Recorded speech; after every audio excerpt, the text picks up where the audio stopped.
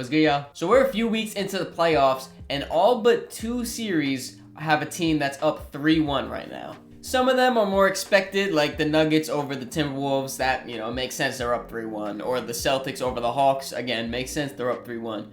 But there's some other ones that people weren't really expecting. The Lakers, they're the 7 seed up over the 2 seed Grizzlies right now, 3-1.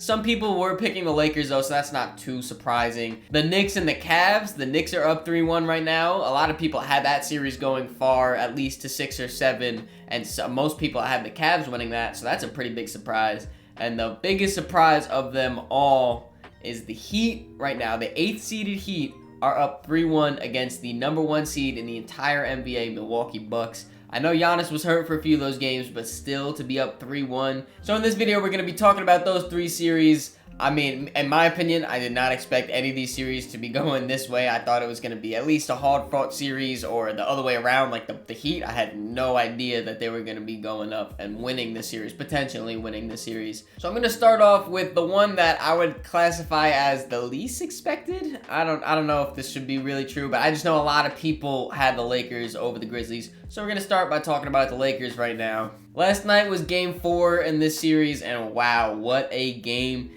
Of course, we're going to start off by talking about LeBron James and his insane performance. A 2020 game with 7 assists at age 38, year 20.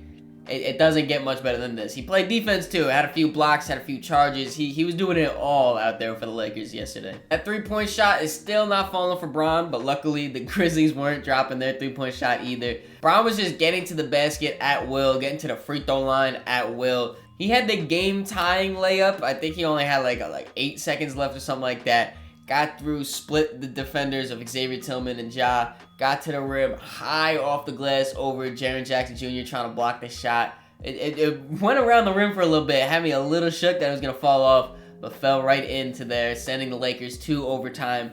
And then in overtime, he got the game clinching the dagger bucket over Dillon Brooks. Dillon Brooks, he just drove left on him. Dillon Brooks hit him with a foul and won. And then he screamed at the crowd, that I haven't seen that Bron since maybe like 2018. That's immediately what I went back to, the 2018, when Marcus Morris was like grabbing on his shoulders on the fast break against the Celtics, and he hit that lay and won, and just like that. That's what it reminded me of. And I know when I was talking about the Lakers in my video a few weeks ago, I don't know. I made a video a little bit ago about the Lakers, and I was talking about how this team kind of reminds me of that 2018 team, and I don't know, man. This Lakers team is looking pretty dangerous. The second half of the dynamic duo for the Lakers, though, Anthony Davis, he didn't have his best game offensively. He went down with that hip injury throughout the game, and every time he touches the floor, I get so scared. My heart drops. I'm not even a Laker fan, and my heart drops, so I can't imagine what you guys go through.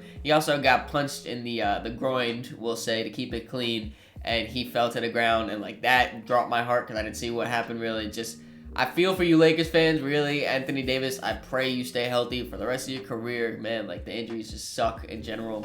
But he's been kind of passive, I guess could be the word, on offense. Like, he's not really going to the rim strong like he was throughout the rest of the regular season.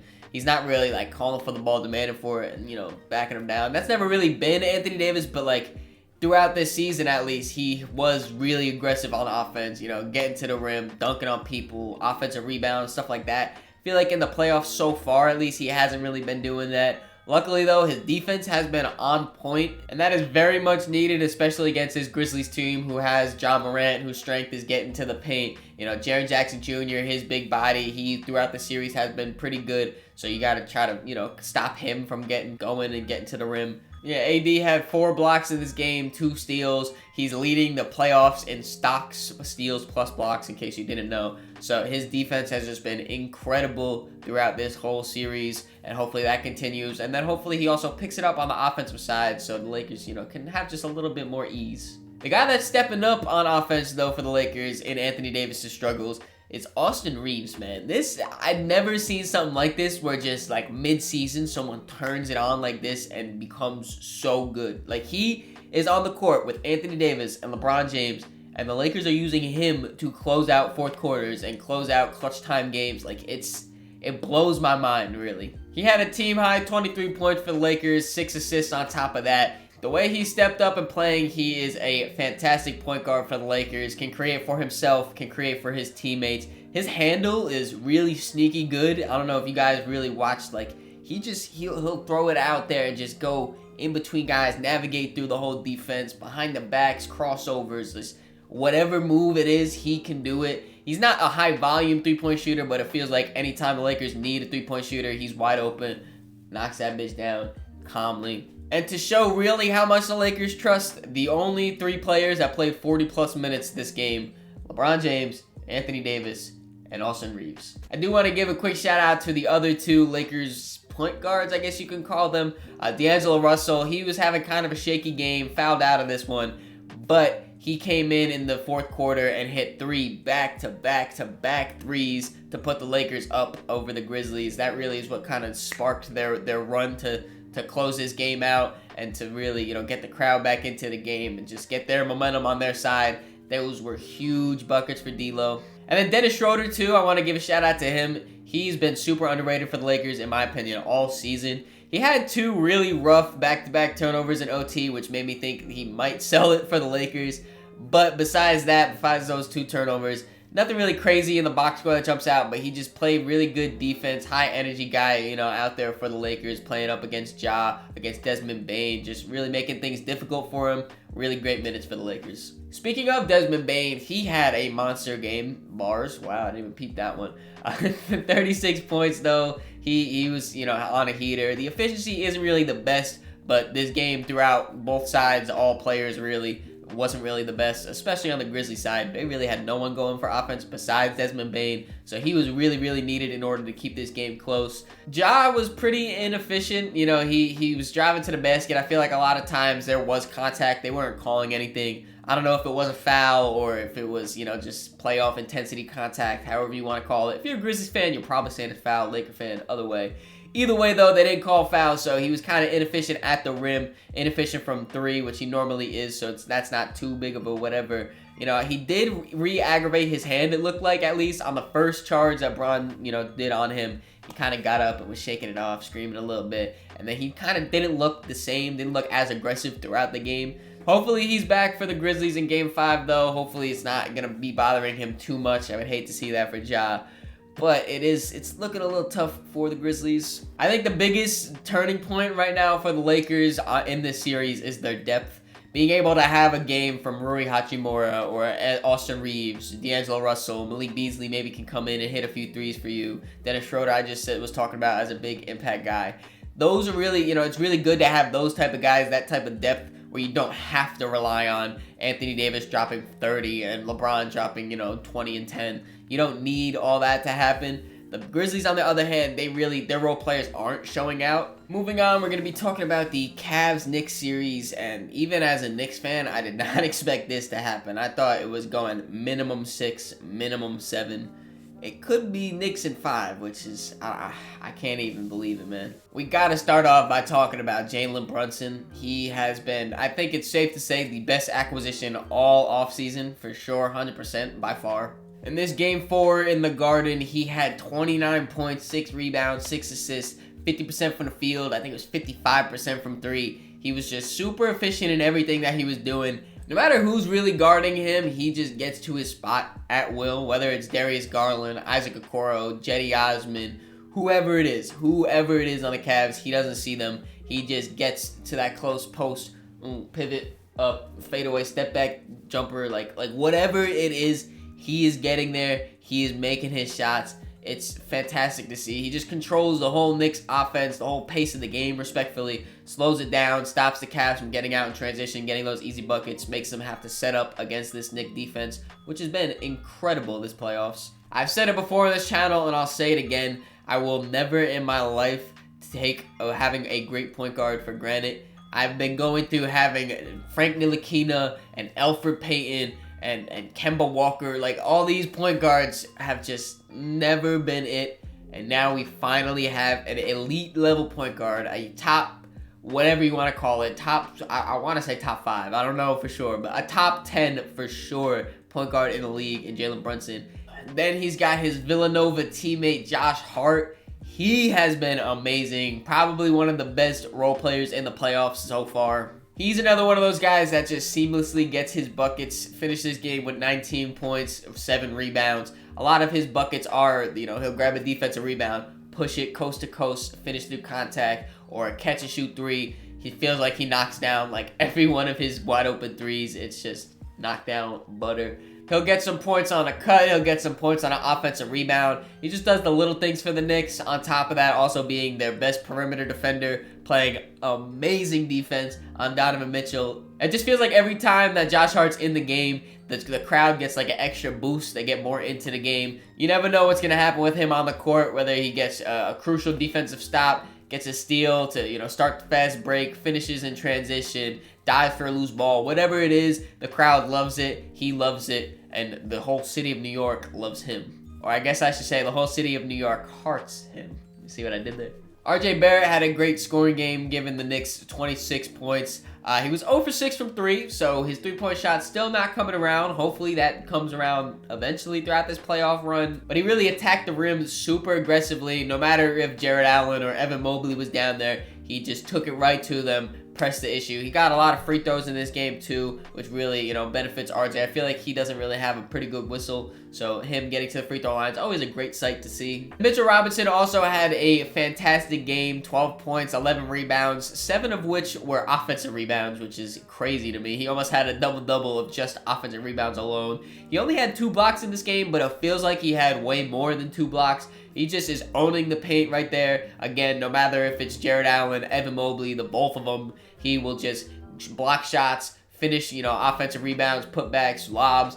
He does everything right now. He is really imposing his will on this Cavs front court. But the thing that I want to highlight for the Cavs is actually their backcourt of Donovan Mitchell and Darius Garland. Darius Garland had 23 and 10 on the game, which, you look at the box score and you're like, oh, that's pretty good. Until you find out that 11 out of those 23 and 5 out of those 10 all happened in the third quarter. He had a fantastic third quarter. There's no doubt about that. He turned it on, controlled the whole third quarter. But every other quarter besides that, he really wasn't doing amazing for them. And then, of course, Donovan Mitchell, probably his worst playoff performance in his career. Only 11 points on like 20% from the field or 30% from the field, whatever it was.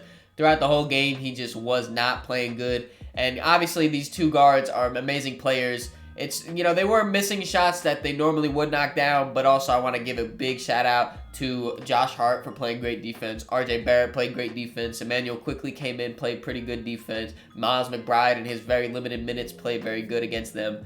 The Knicks just threw a bunch of bodies at them, and like I said, they did miss shots that they normally would make, but still, great defense by the Knicks. Want to give them their flowers. If the Cavs want to extend this series, they're definitely going to have to look for more offense from guys besides Donovan, Darius, and Caris LeVert, because that's where majority throughout this whole series, their offense will be coming from those 3 guys. So they need some more from Evan Mobley. They need some more from Jared Allen. Maybe Isaac Okoro. He can hopefully knock down a few more shots. Well, hopefully not for me because I'm a Knicks fan. But hopefully for the Cavs, he can knock down some more shots. Maybe get some more play from, I don't know, Ricky Rubio. That's the tough part, is their depth. They really don't have too much scoring off their bench. And the last thing on this series, Julius Randle was sat for the whole fourth quarter, which I'm very happy about. He was not having a great game. Sometimes the ball sticks with him. So I understand why Tom did not put him out there in the fourth quarter. I'm very happy with that change. It's the playoffs. Just let the guys that are playing great play great. Very happy about that. Not happy about Julius's performances, though. He hasn't been playing amazing throughout this playoffs. Hopefully, it's just his ankle bothering him, and hopefully that'll just heal up and he'll start playing great again. I don't know, though. We're going to need him to play good, though, if we want to continue this playoff push. And now the biggest surprise 3-1 lead is the Miami Heat over the Milwaukee Bucks, the 8th seed over the 1 seed. And it's because of one guy. I'm giving one guy credit. Jimmy G Buckets. The G stands for gets. He's just, I can't explain how amazing he is. Just last game had probably one of the best playoff performances of all time. 56 points, which I think ties him for 4th all-time in playoffs points in a game. 9 rebounds, 68% from the field, 38% from 3 for Jimmy Butler. That is fantastic. 65% from the field is really what blows my mind, because he does love getting to the rim, getting those layups, getting those dunks, but he was taking some tough shots here, some tough mid-ranges, some obviously tough threes. Just an incredible performance from Jimmy Butler. Unfortunately for me, I did not watch the first quarter, which he had 22, so I guess it was kind of written on the wall that he was going to win the Heat this game no matter what it takes. But then he only had 2 points in the second, had a pretty slow third quarter. The fourth quarter, though, that's when he really, came back into the game, came back alive, and just dominated. He had that big dunk in transition. Kyle Lowry, picking up, I think it was Drew Holiday at the half court, picked it loose. Jimmy Butler got out in transition, dunked it hard. I was scared the refs were going to give him a tech because he was hanging on that rim. I get it, big game right now. So he was on the rim, just going crazy. The crowd roaring. It was a fantastic thing to see. And then not too late after that, he hit the dirtiest pull-up three in Drew Holiday's face. Cash, bro. Cash. And then right after that, the step back, it was ruled a long two. Basically a step back three. Hit that bitch. Put him up three.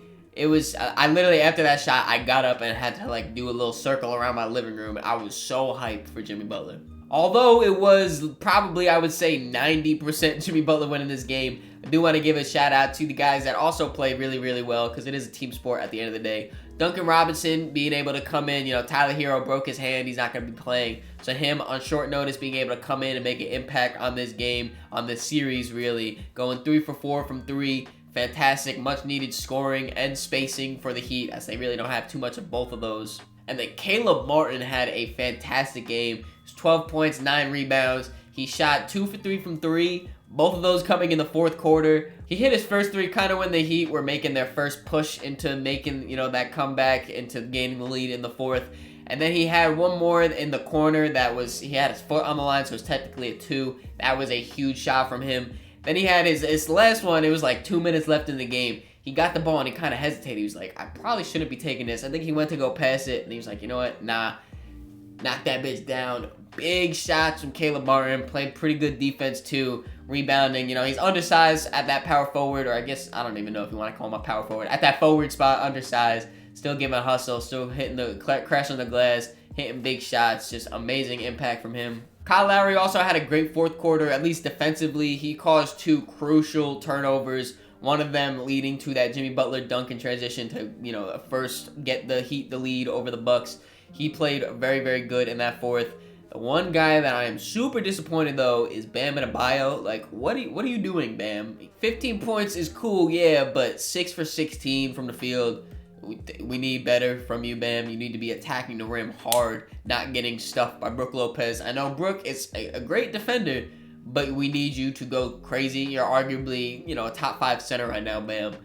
Turn it on, bro. Turn it on. Speaking of Brook, he had an insane game. It was 36 points, 11 rebounds. He had blocks. He had steals. Hit 4 threes, including one of them, which was some crazy bank shot from, when the game was pretty much over at that point, but still, crazy bank shot. He was on. Giannis had a triple-double.